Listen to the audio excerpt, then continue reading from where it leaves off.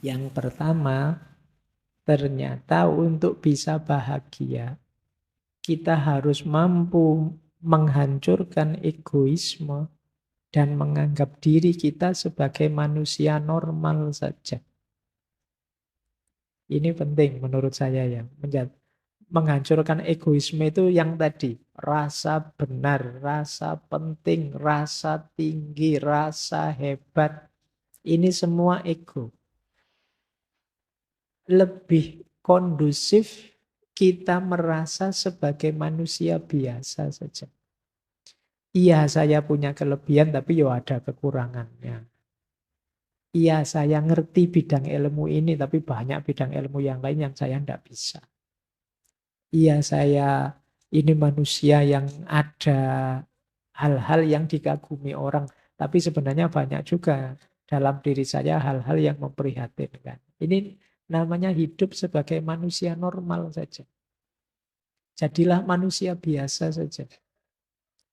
Ini lebih membahagiakan. Karena kalau kita mengidentifikasi diri kita dengan ego-ego besar tadi, jangan-jangan lelah hidup kita. Karena identifikasi sesuatu itu kan implikasinya kita harus begitu terus. Misalnya teman-teman mengidentifikasi saya ini Pak, santri Pak, saya ini orang soleh loh Pak. Oh itu kan terus abot kan kamu kapanpun harus acting sebagai orang soleh. Nanti dengar adzan, wah ke masjid ini. Terus nanti dengar, terus kamu dituntut begitu. Mending nggak usah woro-woro, nggak usah deklarasi, biasa saja. Yes, kalau mau ke masjid, ke masjid. Kalau mau melakukan kebaikan, lakukan saja. Nggak usah dengan memberi label atribut yang memberatkanmu sendiri. Itu yang disebut kesadaran sebagai manusia biasa saja. Itu akan lebih membahagiakan. Yang kedua, berhentilah bersikap perfeksionis menipu diri sendiri. Kalau iya bilang iya, kalau tidak bilanglah tidak. Tidak usah perfeksionis. Orang tahu kok semua orang itu ada kurangnya, tidak ada manusia yang sempurna. Kadang-kadang salah sedikit, kadang-kadang khilaf sebentar, manusiawi. Tidak usah menipu diri. Itu akan lebih memberatkan kita. Tidak usah terlalu banyak pakai topeng lagi. Topeng kita sudah banyak dalam hidup ini. Biar tidak lelah. Yang membuat kita lelah itu kan karena kita menipu diri kita sendiri. Misalnya kalau ditanya, ngantuk enggak mas ngaji kayak gini? Enggak pak, saya melek terus. Tapi yo pas ngaji deklak-deklok itu kan yo kamu berat sendiri, nanti ada temennya lihat malu kan kamu. Coba tadi bilang yo saya kadang-kadang ngantuk pak, itu kan lebih santai. Tapi karena kamu menipu dirimu sendiri, ya berat akhirnya. Jadi konsekuensi yang harus kamu tanggung. Yang ketiga, untuk bisa bahagia, yuk berjuang, bekerja keras mencapai tujuan. Ya, kita harus berikhtiar, berusaha. Sambil tadi ya, ngerti batasnya kapan pasrah. Dan jangan dibiasakan menyalahkan keadaan mencari kambing hitam. Biasa kok hidup itu ada sukses, ada gagal. Ada lulus, ada tidak lulus biasa. Ya memang rumusnya hidup begitu. Ada senang, ada susah. Wajar itu sudah. Tidak usah cari kambing hitam, tidak usah menyalahkan keadaan. Nanti tambah berat. Wah ini gara-gara temanku ini. Tiap malam ngajak begadang saja. Tidak lulus mata kuliahku. Lalu kamu sendiri ya mau diajak begadang. Disalahkan kancane. Jadi ya sudah lah, kalau sudah begitu ya efeknya memang begitu karena kamu begadang tidak lulus biasa saja. Iya sih Pak, berarti besok saya harus lebih baik lagi kan begitu saja. Tanpa harus rasa bersalah berkepanjangan, merasa berdosa berkepanjangan. Cukup kamu sesali, kamu perbaiki ke depannya biar lebih bagus. Ini hidup yang lebih membahagiakan. Tidak terlalu bertele-tele, apalagi kamu terus menyangkal, denial, nyari-nyari alasan. Saya itu sebenarnya rajin loh Pak, saya tidak tahu saya. kemasukan apa saya semester ini? Ah, nggak usah pakai alasan macam-macam lah. Ya sudahlah, diterima saja. Ya wajar kok orang itu kadang seneng, kadang susah, kadang gagal, kadang sukses. Asal kita bisa menata diri sehingga terus progres tambah baik, itu sudah luar biasa. Yang keempat, ayo kita minimkan ketakutan-ketakutan, kecemasan-kecemasan yang tidak perlu. Mari kita sadari kadang-kadang kecemasan kita itu tidak beralasan. Sia-sia saja.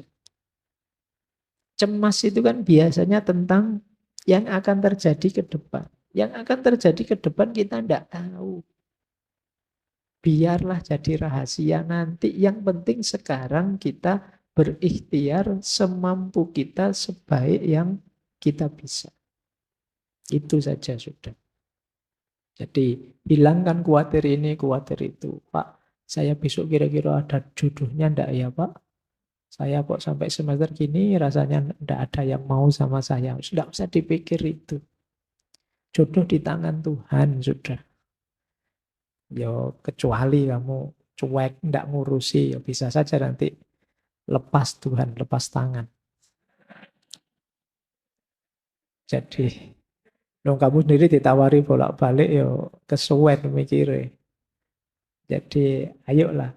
Tidak usah khawatir. Kamu boleh sekali-sekali kamu tulis ya, kekhawatiranmu yang mencemaskanmu apa? Tulisan wis. Khawatir ini, khawatir itu, khawatir ini, khawatir itu. Sekarang mulai banyak. Kemarin saya baca orang kena gejala penyakit psikosomatis. Jadi kecemasan di pikiran yang mengefek ke sakit fisik beneran. Nah, mungkin lambung lah, mungkin vertigo lah, mungkin apalah. Namanya psikosomatis. Jadi kalian jangan terlalu banyak overthinking, jangan terlalu banyak mikir yang aneh-aneh, cemas yang tidak perlu. Nanti jadi penyakit. Jadi ternyata tidak selalu sakit fisik berpengaruh ke jiwa. Sebaliknya sakit jiwa bisa juga berpengaruh ke fisik. Kalian kan kalau sedang stres apa gitu kan rasanya tubuhmu ya lemes, nggak bisa diajak apa-apa, nggak bergairah ngapa-ngapain saja. Itu berarti dari psikis ke fisik. Yang itu jumlahnya tambah banyak. Sekarang psikiater, psikolog itu tambah laris hari ini. Banyak yang stres, banyak yang depresi, tingkat sakit jiwa meningkat, tingkat depresi, bahkan tingkat bunuh diri juga tiap tahun meningkat terus. Nah, terus mari kita sadari dalam hidup ini isinya ada yang penting, ada yang tidak terlalu penting. Tidak semuanya harus diutamakan. Kita nikmati saja. Kadang-kadang ada hal sepele, hal tidak penting, ya tidak apa-apa kita nikmati saja. Itu namanya kita sadari masalah hidup ini ya, tapi juga yang tidak terlalu penting jangan terlalu dipentingkan. Biar tidak terlalu sibuk kita. Biasanya kalau masih muda itu ingin semua masalah dipanggul sendiri.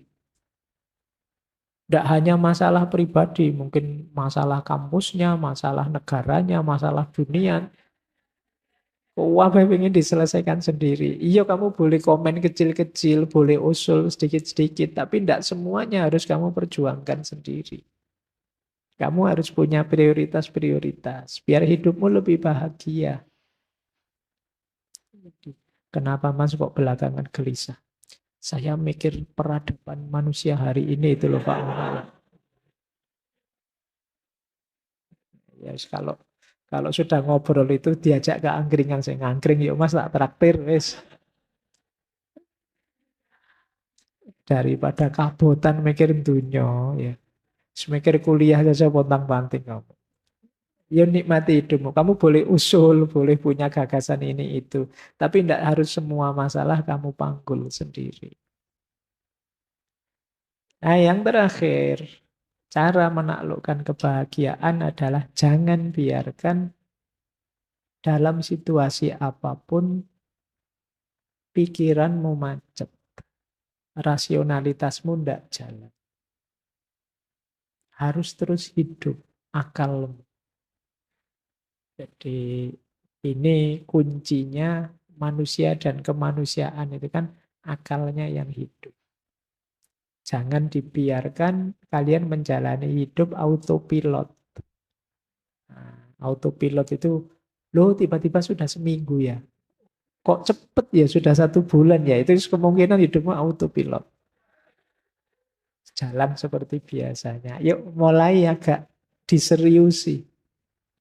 Putusan demi putusan, langkah demi langkah. Biar tambah baik kualitas diri kita, dan biar kita tambah bahagia. Nah, ini kesimpulan-kesimpulan dari cara menaklukkan kebahagiaan. Dari bukunya Russell tadi. Normalnya yang dijelaskan tadi. Terakhir saya ingin masuk ke beberapa quotes dari buku itu yang menunjukkan ada sisi yang berbeda dalam gagasan tentang kebahagiaan ini. Yang saya sebut anomali-anomali. Yang pertama, ini menunjukkan orang iri dengki tadi. Ternyata menurut Russell, jika di dunia saat ini ada banyak orang yang lebih menginginkan kebahagiaan diri mereka sendiri daripada menginginkan ketidakbahagiaan orang lain, kita mungkin akan mendapatkan surga dalam beberapa tahun ke depan. Dari sini bisa kita simpulkan ternyata sebagian besar orang lebih banyak menghabiskan energinya untuk membuat orang lain tidak bahagia dibandingkan untuk membuat dirinya bahagia. Ini menurut pengamatannya Russell. Jadi banyak orang yang perspektifnya negatif terus tentang orang lain, sehingga dia terus iri, terus dengki. Dia tidak rela kalau yang lain dapat kenikmatan. Sementara dirinya tidak. Karena dia ingin lebih tinggi terus, lebih tinggi terus.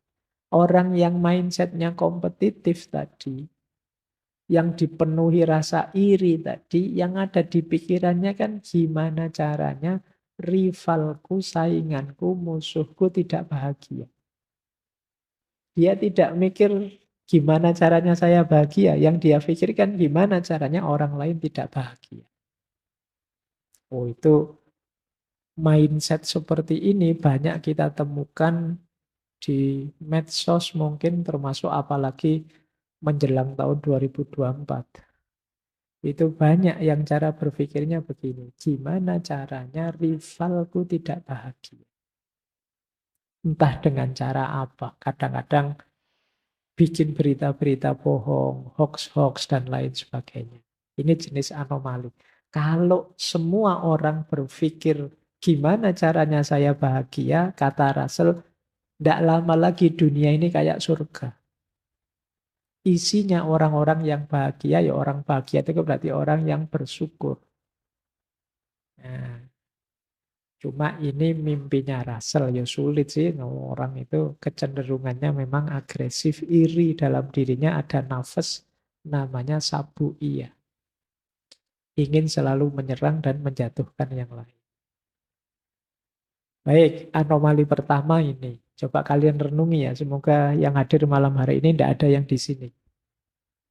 Tidak ada yang mikirnya hanya jatuhnya yang kalian benci. Dalam bidang apapun. Kalian ingin maju boleh, tapi semoga tidak dengan cara menginjak dan menjatuhkan yang lain. Kalian ingin menang baik-baik saja, tidak apa-apa, hebat. Tapi tidak dengan cara merusak dan menghancurkan yang lain. Hebatlah dan menanglah bila perlu dengan mendukung dan menaikkan yang lain. Anomali pertama ini tentang kebahagiaan. Anomali kedua, ini lanjutannya. Menurut cermatannya Russell lagi, beberapa orang hanya bisa bahagia dengan membenci orang lain, bangsa lain, atau kepercayaan lain. Ini kalimatnya Russell ya. Semoga kita juga tidak di sini. Jadi kayak tadi, Pak, memang bahagia saya itu ya kalau membenci orang atau membenci kepercayaan lain atau membenci bangsa lain. Ya ini tentu saja bukan kebahagiaan. Ini kalau bahasa Jawa jenis angkara murka yang seperti ini. Isinya kebencian saja. Jalur bahagia itu jalur cinta, jalur kasih sayang dan semangat tadi, bukan jalur kebencian. Kebencian lewat jalur manapun tidak akan membuahkan kebahagiaan dalam bentuk apapun. Kalian boleh suka dengan atau tidak suka sesuatu, setuju atau tidak setuju sesuatu, tapi semoga bukan membenci. Karena kebencian betapapun sifatnya negatif. Emosi yang tidak hanya merusak yang kita benci, tapi juga merusak diri kita sendiri yang membenci. Ini yang disebut anomali. Kalau ada orang merasa, saya bahagianya ya kalau mukuli orang, Pak. Saya bahagianya ya kalau menghancurkan orang, Pak. Itu pasti bukan kebahagiaan. Mungkin kesenangan sesaat yang nanti efek negatifnya akan kita nikmati di fase-fase hidup selanjutnya. Berarti bukan kebahagiaan. Anomali kedua. Anomali ketiga. Kata Russell begini, saya menemukan sesuatu yang aneh. Setiap kali saya bicara dengan orang yang terpelajar, saya merasa yakin bahwa kebahagiaan itu tidak mungkin terjadi. Namun ketika saya bicara dengan tukang kebun saya merasa sebaliknya. Kenapa bisa begitu? Ya biasa sih, kita juga tahu kadang orang pinter itu suka membuat rumit hal-hal simpel. Barang yang sederhana saja terus dibikin jelimet. Jadi ruwet, jadi membahas kebahagiaan yang simpel. Jangan iri, penuh kasih sayang lah, bekerjalah. Itu kan sederhana sebenarnya. Tapi terus dibikin rumit, dibikin ruwet. Akhirnya wah apa ya bisa bahagia saya dengan konsep serumit itu. Tapi begitu ngobrol dengan tukang kebun, kata Russell, kok rasanya gampang, bisalah kita bahagia. Coba ngobrol dengan orang biasa-biasa itu. Target-target hidup yang membahagiakannya simple. Tidak jelimet. Kalau kalian ditanya, gimana caramu bisa bahagia? Wah, saya ingin jadi manusia yang bisa eksistensinya berkontribusi pada kehidupan baik di level vertikal maupun horizontal. Di mana? Itu cek rumit wong cuma pengen seneng saja kok. Dirumuskan senjelimet itu. Itu yang membuat Russell, ngomong pengen bahagia. Kalau ngobrol sama orang pinter malah jadi rumit. Sudahlah sama tukang kebun saja simpel. Sama teman-teman nongkrong pinggir jalan. Itu lebih simpel, gampang. Tidak terlalu dirumit-rumitkan teori. Makanya dia nulis buku ini. Ini buku tidak untuk kalangan terpelajar. Mungkin khawatirnya kalau ketemu orang terpelajar terus didebat. Tidak jadi bahagia, jatuhnya debat akhirnya. Oh masa iya begitu? Nggak cocok dengan teorinya filosofi ini, filosofi itu. Ruwet wes. Tidak jadi bahagia akhirnya. Jadi bubar sudah. Kan kadang-kadang gitu. Kadang yang pinter itu malah menyusahkan kita. Rapat enak-enak, yang rapat lugu-lugu itu cepet diputuskan gini ya, ya gitu selesai gitu. Iya. Tapi begitu yang rapat pinter-pinter, wah ndak selesai-selesai wis. Panjang argumen ini, argumen itu, kira-kira ini, kira-kira itu, tambah ruwet wis. Nah kadang-kadang begitu dalam hidup ini. Kita selalu membuat rumit hal-hal yang sederhana. Sehingga hidup yang semula simpel jadi rumit. Ini yang ditemukan oleh Russell. Anomali lagi. Kata dia begini, orang yang meremehkan dirinya sering dikejutkan oleh kesuksesan. Sedangkan orang yang melebih-lebihkan dirinya sendiri sering dikejutkan oleh kegagalan. Kejutan yang pertama menyenangkan, dan kejutan yang kedua tidak menyenangkan. Oleh karena itu, adalah bijaksana untuk tidak terlalu sombong, namun juga jangan terlalu rendah diri dalam berusaha mencari kebahagiaan. Kan banyak orang itu yang, siapalah saya Pak, saya itu manusia biasa kok Pak. Yo ada kemampuan dikit-dikit, tapi yo enggak sehebat orang-orang itu. Ini kadang-kadang orang yang seperti ini, ketika sukses itu kan kaget dia. Alhamdulillah ternyata Allah Maha Penyayang ini, saya dapat sukses yang luar biasa. Kagetnya kaget senang. Tapi kalau kita terbiasa sombong, saya hebat Pak, saya lebih dari semua teman saya yang lain. Ya itu kan begitu gagal, ya kejutannya kejutan pahit. Jadi oleh karena itu apa kata Rasul? Ya sudahlah, tidak usah terlalu merendahkan diri atau menyombongkan diri, biar tidak gampang terkejut. Biasa saja, nikmati saja apapun yang kita alami. Jangan melebih-lebihkan, juga jangan mengurang-urangkan. Yo, paling enggak yang paling negatif ya melebih-lebihkan karena kekagetannya kekagetan yang negatif. Kekagetan ketika menemukan kegagalan. Ini anomali dari Russell ketika melihat ternyata banyak orang yang sikapnya keliru untuk merancang kebahagiaan. Ada yang terlalu meremehkan dirinya sendiri, ada yang terlalu membesar-besarkan dirinya sendiri. Dua-duanya tidak positif karena potensial terkejut. Meskipun terkejut yang pertama enak, terkejut karena sukses. Terkejut yang kedua pahit, karena terkejut karena gagal.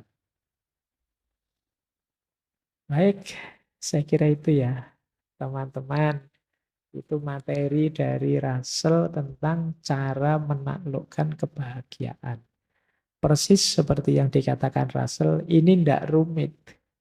Tidak perlu mengerinyitkan dahi membahas rumit-rumit.